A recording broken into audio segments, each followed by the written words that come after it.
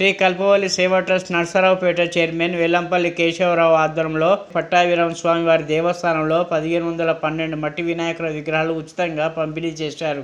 ఈ కార్యక్రమానికి ముఖ్య అతిథిగా నాగసరపు సుబ్బరాయ గుప్తా, మాజీ municipal chairman person Chegu Venkateswararao, Penugonda Venkateswararao, Battula Murali, కొత్త వెంకట రామకృష్ణ, సింధు రాము, మండవ వెంకటరత్నం, అమర రాజేంద్ర కుమార్, రోట్రాక్ట్ అధ్యక్షులు ఇమ్మిడి శెట్టి మల్లేష్ తదితరులు పాల్గొంటున్నారు. ముఖ్యంగా ఈ వినాయక చవితికి సందర్భంగా మట్టి వినాయకుడు నేను ఎందుకు పొందానని చెప్తాను. ఎందుకంటే నేను చిన్నప్పుడే ఈ ఊరు వచ్చాను. దాదాపు ఒక 30 సంవత్సరాలు అయింది.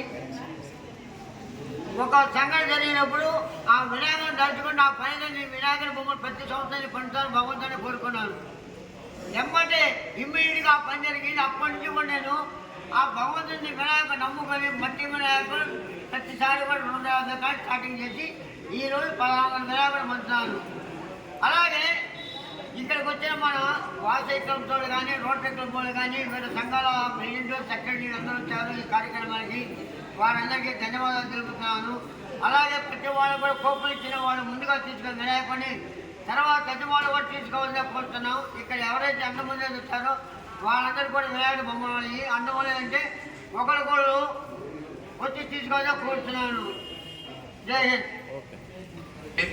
మన కార్యక్రమాన్ని చూసి మంగళదీప వాళ్ళు ఒక 10 రూపాయల కడ్డీ ప్యాకెట్, అలాగే వ్రతకల్పం పుస్తకాన్ని కూడా ఈ రోజున మనందరికీ కూడా వచ్చిన వాళ్ళందరూ కూడా ఇవ్వడం జరుగుతుంది. ఆ వినాయకుడు తీసుకొని ఇటు వచ్చినట్టయితే పెద్దల ద్వారా మీ అందరికీ కూడా ఇవ్వడం జరుగుతుంది. Thank you very much.